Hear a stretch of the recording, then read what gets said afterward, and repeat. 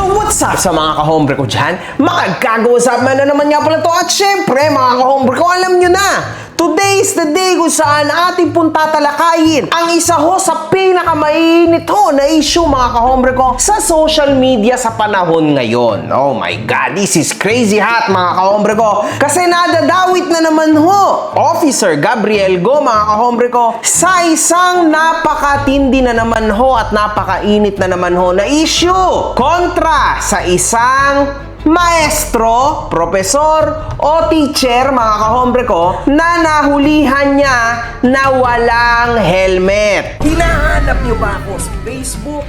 Eto na ang bagong Facebook ko mga kahombre ko. Follow niyo ako. Ito hong kaganapan na ito ay nangyari noong July 14, 2026. Nagkaroon ho ng video si Gabriel Go na merong caption na, "Teacher ka po, sir. Dapat ikaw ang better example sa kabataan. Tandaan natin, the school is our second home. At ang mga guro, ang mga tumatayong magulang." O, di ba? Meron bang mali sa naging status ni Officer Gabriel Go? Wala. Para sa akin, ha? Para doon, wala, mga kahombre ko, ha? Dito ho, mga kahombre ko, Talaga dito. Tatakbo pa eh. halatang halata mga kahombre ko na itong traffic violator na ito na sabi niya nga teacher siya mga kahombre ko. Taga saan ka ba? Dito po. Ano ka dito? Teacher po. Teacher. Meron pa ho siyang balak tumakas sa isang officer ng MMDA na si Sir Gabriel Go mga kahombre ko nang dahil sa wala ho siyang helmet, mga kahombre ko, di ba? Wala akong mali sa ginawa ni Gabriel Go as of the moment, ha? Sa ngayong sitwasyon na to, wala akong mali doon. Maling-mali ho yung teacher na siya ay aakto pa ho na tatakas, first. Pangalawa, mga kahombre ko, mali niya kasi may violation siya, wala siyang helmet. Ano ka dito? Teacher po. Teacher. Ba't may radyo ka? Sa school po namin. Ano ka, security ng ano? Sa ano po sa school po namin. Pang? Para po sa ano namin sa school namin. O teacher ka tapos wala kang helmet. Sorry po. Paano naman natin tuturuan ng ating mga estudyante kung ganun? Ito lang yan, no? Para sa mga kababayan ko na mga motorista, ako rin. Back in the day, napakahilig ko rin magmotor, no? Sa totoo lang, ano ba ang kinaastig, mga kahombre ko, no? Nang ikaw ay walang helmet sa daan. Una sa lahat, mga kahombre ko, yung mga dumi, mga langaw, napasok sa mata mo. Ako, hindi ko kaya. Yung mga buha-buhangin, napasok sa mata mo. Minsan pa, langaw, yung maya-maya, yung maliliit, mga kahombre, napasok sa mata mo. Ano bang masaya doon? Di ba? Tapos darating ka rin sa trabaho mo nang hindi ka naastig. Kasi gula-gulanit, gulo-gulo na ang iyong buhok. So actually, wala ho at hindi ko makitaan to ng positive thing. Plus, pag wala kang helmet, 100% chance na ang iyong maaaring ikasawi sa daan. Accident, mga kahombre ko, happens in just a blink of an eye, mga kahombre ko. So, kumbaga, ano ba ang masaya at maganda kapag ikaw ay bumabiyahe ng walang helmet? Hindi ba wala naman? We should be grateful and thankful na merong mga ganitong klaseng tao na nagpapaalala sa atin na, oy, ingatan mo ang buhay mo. Kasi isa lang ang buhay mo. Mag-helmet ka. Hindi ba? Oh, nakita ko na napakarami rin hong natitigil ni Gabriel Go, no? Natitikitan. Merong helmet. Kaso, nasa likod ng motor niya yung helmet nakatali. Sino ba naman ang poprotektahan mo dyan? Yung puwetan ng motor mo, pero yung ulo mo hindi mo poprotektahan? I mean, mga kahombre ko, sa totoo lang, there shouldn't be any discussions in regards to this argument. Kasi mga kahombre ko, wala ho talagang argumento dito. You literally lose. Lalo pa, nadagdagan pa yung kamalian niya, mga kahombre ko. Kasi ho, aakma pa ho siyang tatakas. Talaga dito. Tatakbo pa eh. Nakakainit ho ng ulo yan. Kasi parang ang ending, niloloko niya, mga kahombre ko, yung officer, di ba? Yun lang yun. Nakiusap pa nga siya! Sir, baka pwede wag din ang iyaro sa ano. Kaliwa kayo. Sa ano nyo, nakakretin. Dito, mga kahombre ko, no? Kung saan nakiusap ho siya kay Gabriel Go na wag na siyang i-video. At ang sagot ni Officer Go, Sir, baka pwede wag din ang iyaro sa ano. Kaliwa kayo. Sa sa ano nyo, nakaka-teacher. Blurred ka naman eh. Huwag ka na lang magpapakilala ng pangalan mo. Para sa aking pagkakaalam, mga kahombre ko, no? Sa aking mga napapanood na mga abogado, actually, kinwestiyon ko rin yung abogado ko kanina. Ito naman, mga kahombre ko, ay hindi rin nila makitaan, no? Ng talagang malalang pagkakamali. Una sa lahat, public place ho, yung pinangyarihan ng kaganapan, mga kahombre ko. Nasa daan yun, di ba? Pangalawa, mga kahombre ko, unfortunately, siya naman ho ay naka-blurred. Ngayon, mga kahombre ko, wala akong nangyaring Data Privacy Act. Kasi una sa lahat, wala siya sa isang pribadong lugar. Wala naman siya sa bahay nitong tao na to, nitong maestro na to. Kung sa school nangyari to, o pwede, ma-Privacy Act siya. Kaso lang mga kahombre ko, nasa pampublikong daan ho siya. Walang pwedeng maisingit o mailusot yung Data Privacy Act dyan, mga kahombre ko. Ngayon, is this libelous? Sabihin natin na cyber libel ba to? Pasok ba to sa libel kasi in-upload niya? Hindi rin, mga kahombre ko. Kasi ano ba ang elements ng cyber libel? Ang isa ho sa elemento ng cyber libel ay yung naninira ka ng puri sa tao, sa specific na tao.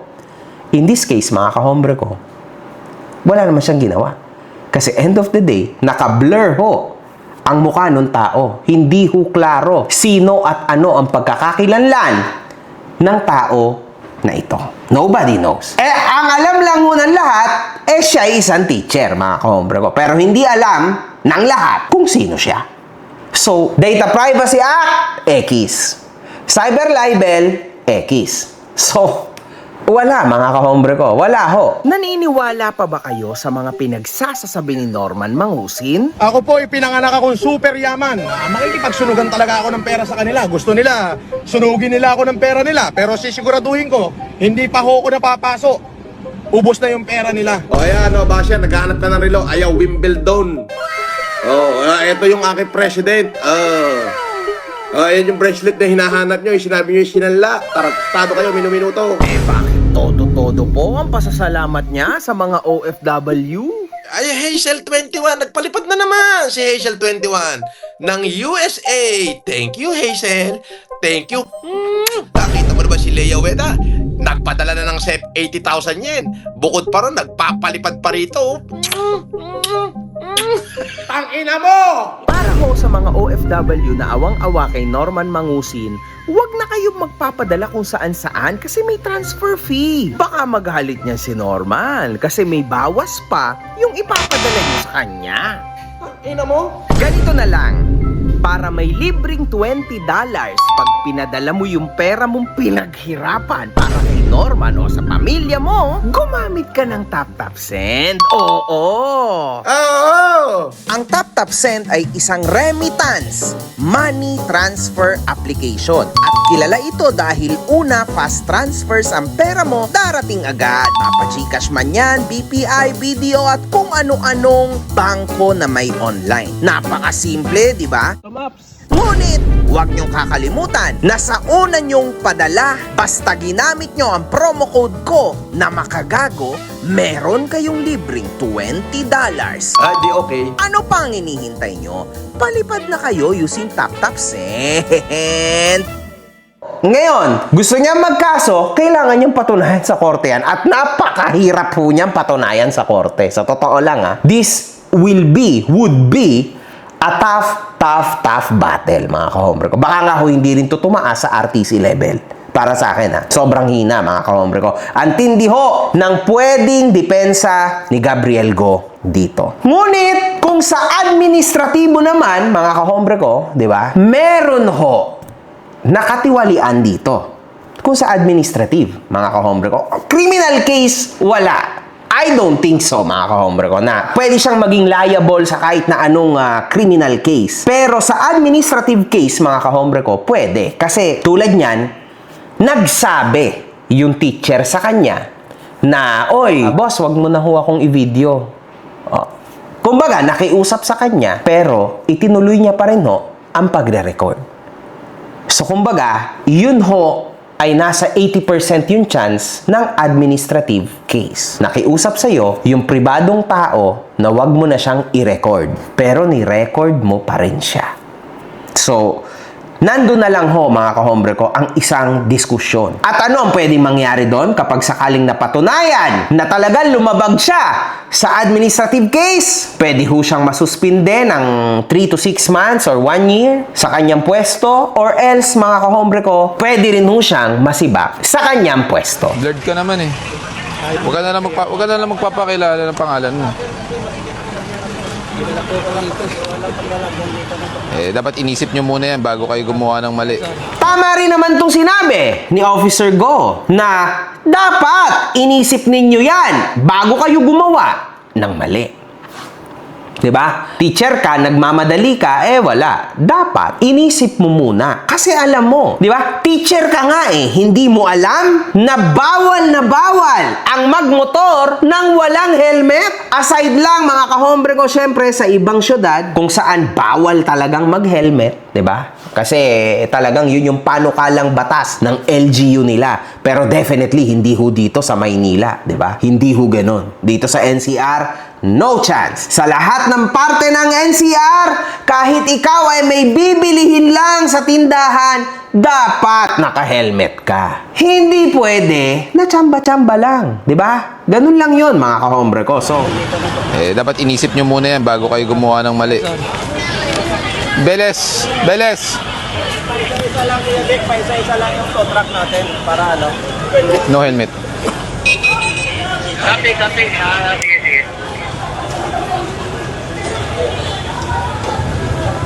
Ipatawag mo yung skog ng baklaran. ramdam ho natin, no, na nandyan yung buwiset, yung inis ni Gabriel Go. Kaso, mga kahombre ko, alam nyo yun, nakakainis lang, no, na parang ang ending dito, parang si Gabriel Go pa yung nagkamali. Alam nyo yun? Sa totoo lang, mga kahombre ko, hindi ako makapaniwala, no, na parang mali pa, no, na bigyan ng leksyon ang mga taong pinipili ang mali kesa sa tama, mga kahombre. Totoo yan. Gabriel Go's place, yung pwesto niya sa lipunan, mga kahombre ko, sa trabaho niya, I really agree on him. Sa lahat ho, sa napakaraming facts. Maybe may mga harsh moments siya, kaso lang, mga kahombre ko, inevitable ho siya kasi napakatarantado ng karamihan ho, no, na mga tao na talagang hindi ho sumusunod, mga kahombre ko, sa panukalang batas natin sa daan. Napakasimple na nga lang, and yet pinipili pa ho nila na wag sundin. Di ba ho pambabastos yun? Pag nahuli, ang problema sa inyo, all the violators. The problem with all the violators, Nakakain kami dyan, pinaparty mo sa amin. kayo po ba driver? Ha? Kayo po ba driver? Hindi kami ang magkakasama. Okay, pero I'm asking you, are you the driver? Hindi. Okay, you're not the driver, so probably hindi mo alam na bilang driver, alam dapat yan na merong leeway sa bangketa. Meron po yan.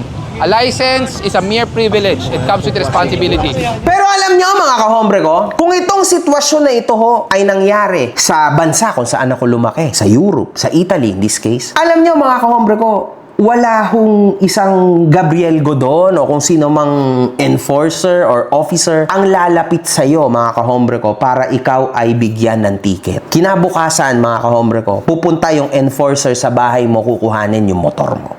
And you won't be able to do anything about it. Lalo na at ikaw ang mali. Plus, pagbabayarin ka ng napakalaking pera. Good luck. Alam nyo, mga kahombre ko, no, hindi naman lahat tayo nagkaroon ng pagkakataon, no, na mapapunta sa first world country, no. Lahat naman tayo nandito sa Pilipinas, no. Marami rin naman na mga OFW rin, no, na naninirahan sa ibang bansa. I know you can agree with me. Kasi, mga kahombre ko, sorry pero bakit ganon, no? This guy is just trying his absolute best para lang ho magkaroon ng disiplina, sumunod sa batas yung mga estupidong tao, mga kamote, mga kahombre ko. Bakit ho siya pa yun napapasama? Bakit ganon, man? Alam nyo, mga kahombre ko, ang hirap tuloy talagang maging Pilipino. If you do the right thing, mali ka. If you do the wrong thing, mali ka. So, ano ba ang gagawin? Hindi ko rin, alam niyo mga kahombre ko, kahit kunwari bukas, no? Sabihin sa akin, okay, MG, ikaw na lang ang papalit kay Mr. Gabriel Go. Boss MG, ikaw naman sa MMDA. At gagawin mo yung ginagawa ni Gabriel Go. Sa tingin ko, mga kahombre ko, papalpak din ako kasi nobody's doing the right thing, I think, sa Pilipinas. Everything is wrong. Pag may ginagawa kang tama, mali ka. Pag mali ka, mali ka. So, saan ba tayo lulugar? Hindi ko rin alam, mga kahombre ko. Pero dito lang yan. Ang mga Pilipino lang, dito sa Pilipinas, mga kahombre ko, ang hindi sumusunod. Dalhin mo yung mga yan sa ibang bansa. Mga OFW sa ibang bansa. Nako! Nako! Sunod na sunod sila sa rules and regulations ng ibang bansa. Pero dito, ang mga Pilipino dito, hindi sila sumusunod sa batas. Ewan ko, man, nakakagulat. Di ba? Makita mo sa Japan, di ba? Walang masyadong basurahan, di ba? Kapag nasa daan ka, nagbukas ka ng tissue, ilalagay mo sa bulsa yung pinagbalatan mo na tissue, tapos sa hotel o sa bahay mo, doon mo itatapon, di ba? Ganun yung ganap sa Japan, mga kahombre ko. Tingnan nyo doon, mga Pilipino, ganun ang ginagawa. Sumusunod. Iuwi mo sila dito, hindi na sumusunod. Maybe yung discipline nandun, maybe for a week, maybe for a month, after, wala na, babuyan na uli. Ganon din ho, sa traffic violations. Alam niyo mga kahombre ko, ako, hirap ako noon na makamove on sa ganyan. Sa pag nagdadrive ako dito, galit na galit ako lagi. Kasi ang dami ko nakikita ng mga estupidong tao. Motor na bigla na lang liliko, titigil sa liko na lang. Mga rider na walang helmet. Ang tindi nito, mga sasakyan na hindi mo pwedeng overtakean. Kapag in-overtakean mo, lalo ka nilang gigit-gitin. Kapag kunwari ikaw ay nag-signal o overtakean mo sila, hindi ka makaka-overtake. Mga kahombre ko, ang lalaho nito. I think nagmumulaho ito sa ugat. Kasi napakaraming naging fixer sa LTO back in the day. 'Di ba? Ngayon kasi talagang nilabanan na yan ng ating si Asek Lacanilao. Pero alam ko yan, sobrang tindi na ho ng naging corruption, mga kahombre ko. Yung fruit, mga kahombre ko, ng mga katarantaduhan na yun. Di ba? Ayan yun, mga kahombre ko. Ayan, nakikita nyo mismo sa daan. That's the fruit of all this BS na tinatawag na fixer sa LTO. Kaya pinaglalaban nga ni Asek Marcos Lacanilao, no to fixer. Because para ikaw ay maging maayos na pahinante, driver, alam mo yun, normal lang na nagdadrive ka lang sa kalye. Kailangan may aral ka ng ayos. Dumaan ka sa tamang proseso at sistema para paglabas ng iyong lisensya sa LTO, may utak ka. Alam mo lahat ng signage, di ba? Lahat ng mga rules sa pagmamaneho mo. Di ba? Ganun lang yon mga kahombre ko. Pero pag may fixer, ayan ang ending. Kasi hindi mo na kailangan eh. Non-appearance nga, panalo ka na eh. Diba? Nakakalungkot. This actually goes back sa root. Doon ho siya nanggaling. Iyan ang sistema ng Pilipinas. Ang sakit sa ulo, diba mga kahombre ko? Totoo ho yan. Incredible mga kahombre ko. Ang problema natin, kalsada transcends beyond mga motorista or mga naglalakad. Whatever your profession, you are never entitled for exemption. This goes to show that the problem of disorder on our streets is not just about the implementation of the law. It also raises questions about the role of our schools in shaping discipline, responsibility, and respect for rules. Diba? Schools are meant to be a second home and teachers are expected to serve as guardians and role models for the youth. Hindi ba mga kahombre ko? I mean, legit ho ito. And actually, kahit ako mga kahombre ko nung nakaraan, ito lang. Nakakakita nga ako, pulis walang helmet eh. So, may point siya mga kahombre ko. Alam niyo yun? Gusto mong maging perfect at magandang ehemplo ka sa publiko, di ba? Lalo na naka-uniforme ka, tapos ganyan ka. Wala kang helmet. Maybe yung motor mo hindi pa nakarehistro. Mamaya walang insurance. Man, paano ka magtuturo sa mga bata o sa mga taong look up to you, na naglo-look up to you, di ba? Nang wala ka namang ginagawang tama, nang meron kang ginagawang mali, na napakadali lang i-correct, pero you just choose not to. Ikaw yon, this is you. Kunwari, pulis ako. Nagmamotor ako, wala akong helmet. Napakarami hong ganyan. Pulis ako, dura-dura lang ako sa daan, kung saan-saan lang. Bubuksan ko pa yung pinto ng mobil, dudura pa ako, sara. Man, ang dami kong nakikitang ganyan. And actually, hindi naman sa mayabang ako, pero papaano ka, di ba, irerespeto if you act this way. Sorry bukas si bintana, tapon. Sara si bintana. Bang! There you go. Third world country. Kaya tayo, hindi dapat tayo ma-offend. If we are a third world country. Because we are. Look around you. Diba?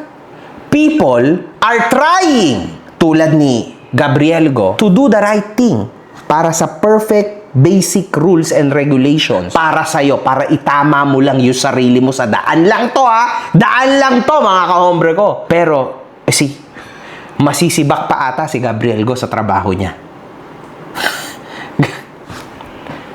Sige mga kahombre ko, try to think of this. Incredible mga kahombre ko. Grabe ito. Being part of the academy or being a teacher does not excuse anyone from following basic rules and regulations. In fact, educators are expected to uphold a higher standard because their action influence the next generation. Ang mas nakakalungkot, nahuli na nga dahil sa paglabag, nag-attempt pa umanong tumakbo. Kung ganito ang ipinapakitang halimbawa ng ilan sa mga inaasahan nating humuhubog sa kabataan, marahil panahon na rin pagnilayan kung paano natin mas mapapalakas ang kultura ng accountability, disiplina at pagiging huwaran sa loob ng ating educational system.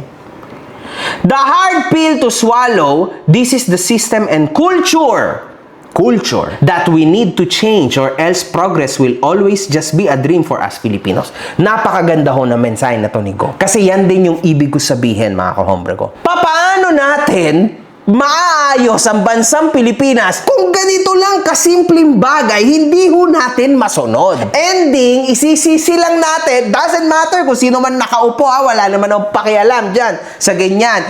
Keso ganito, sa kaliwa ka, sa kanan ka pink, black, red, green, I don't know, I don't care. Wala rin mga kahombre ko Ang ending, isisisi at isisisi lang ng mga Pilipino yan sa kanilang gobyerno. When in fact, kasalanan naman din nila to. Diba? Anong kinalaman na ng gobyerno dito, diba? Ginagawa lang naman ng tao na ito yung tama, and yet, siya yung masama. Talaga.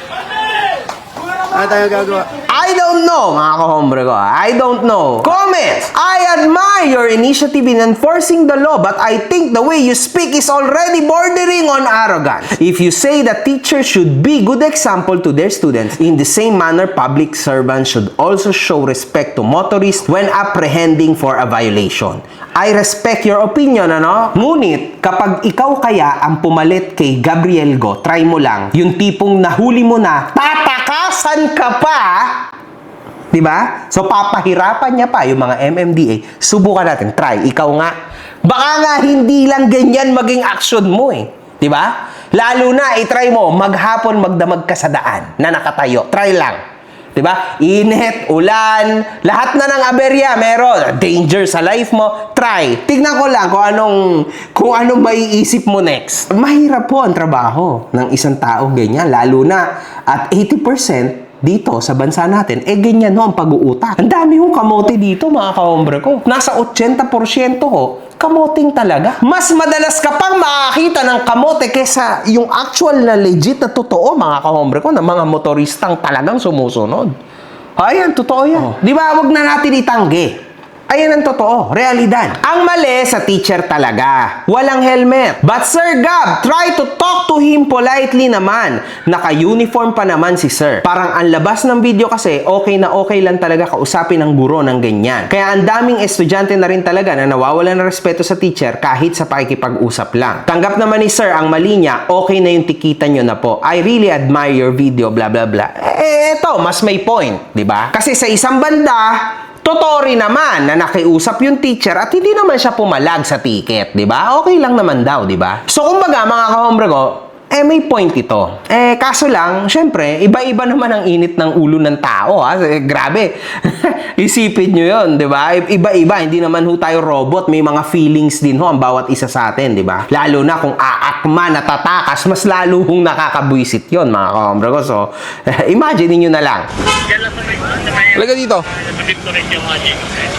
Tatakbo pa eh. Nasa trabaho mo ikaw and you really want to prove and do the right thing, tapos biglang may mangkukupal sa'yo. Tatakasan ka, hindi ka kakausapin, hindi makikipag-teamwork sa'yo. Imagine mo yun. Baka hindi lang ganyan ang gawin mo o sabihin mo. Para sa akin, mga kahombre ko, ganun. Ito ho ang statement ng MMDA about this. The viral video of an incident involving our personnel, Gabriel Go, was brought to our attention and we have also received letters from various groups. Rest assured that we are conducting an investigation as to Mr. Go's liability and he was asked to explain his side in formal writing through a show cause order. His participation in clearing operations is currently held in abeyance pending the result of the investigation. So kumbaga, sa ngayon mga kahombre ko, naka-hold si Go in regards sa pagpa-participate niya sa clearing operation mga kahombre ko. So yun, dahil yun nga, naka-receive nga ng napakaraming complaint through formal writing ang MMDA. Ipinagbawal na ng MMDA ang pagva-vlog o pagkuha ng video sa kanilang mga operasyon. Ayon kay MMDA Chief Romando Artes, hindi na pwedeng mag-post o mag-record ng MMDA operations ng kanilang mga empleyado habang oras ng trabaho or office hours. Ganyan din ang private vloggers. Tanging ang MMDA Public Information Office na lang daw ang maaaring mag-post ng mga litrato at video ng kanilang operasyon.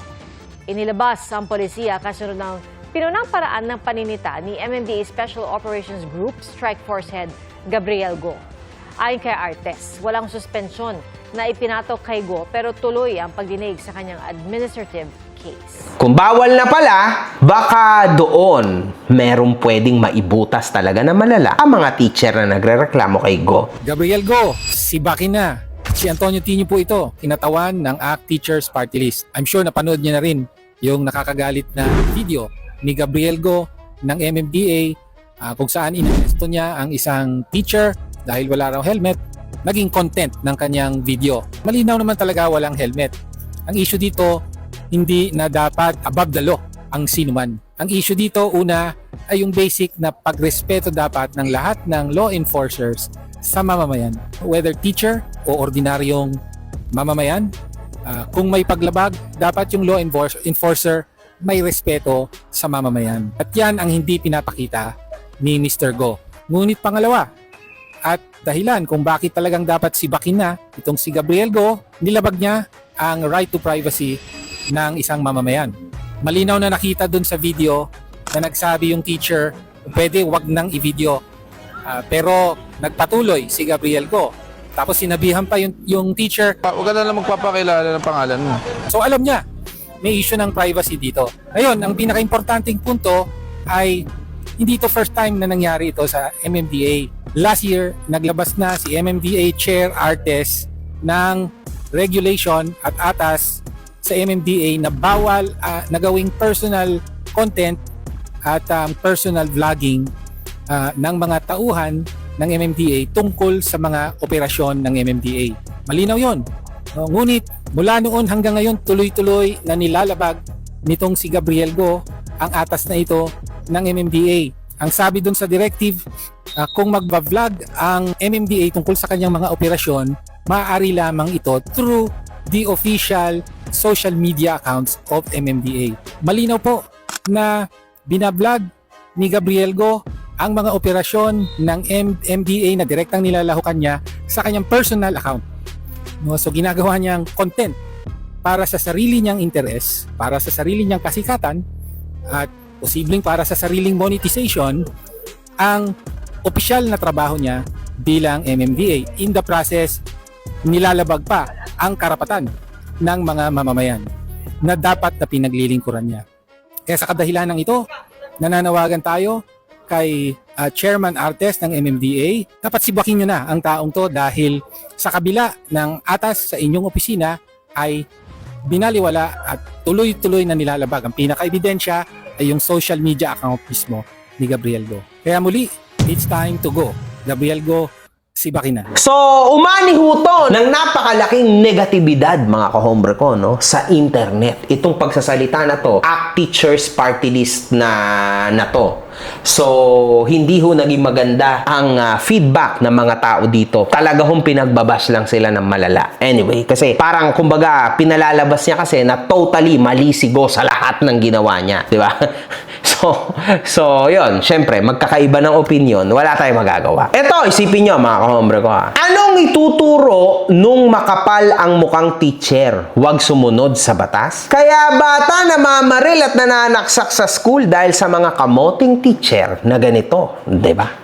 Isa rin yan, mga kahombre ko, kasi di ba nagkaroon tayo ng napakalalaho na news few weeks ago na may isang batang menor de edad na talagang namaril ho na malala sa isang pampublikong eskwelahan, mga kahombre ko. At ayan, makikita natin na hanggang ngayon di pa rin nakaka-move on ng sambayan ng Pilipino sa mga naging kaganapan na yan. And mga kahombre ko, alam nyo, totoo naman to eh. Teacher ka, dapat talagang sumunod ka. Kasi napakalaking kagunggungan na hindi ka susunod. Diba? Napaka-stupidong bagay lang yan. Helmet o kung ano man. This is not for Gabriel Go's life. This is for your life. Imagine mo yun. Helmet, di mo pa gagamitin. Para yan sa buhay mo. Hindi naman para sa buhay ni Go. Imaginein mo yun. Safety mo yan. You should be happy. Tapos di mo pa i-implement. Then, malaking kabulastugan ho yan. Ang dami ng naunang video ni Go. Ngayon nyo lang napunayan dahil sa teacher. Yung isa kasi may balak pang tumakas. Aba, natural, magagalit si Go. Mas okay talaga na mag-helmet tayo, guys. Sa ngayon, mga kahombre ko, wala pa rin naman naging pahayag si Gabriel Go tungkol sa issue na ito. Ngunit, nagkaroon na ho ng update ang MMDA tungkol dito. Hindi suspendido si Gabriel Go, sabi ni MMDA Chairman Romando Artes, at empleyado pa rin siya ng ahensya. Subalit, hindi muna siya pinasasama sa mga clearing operations habang gumugulong ang investigasyon. So,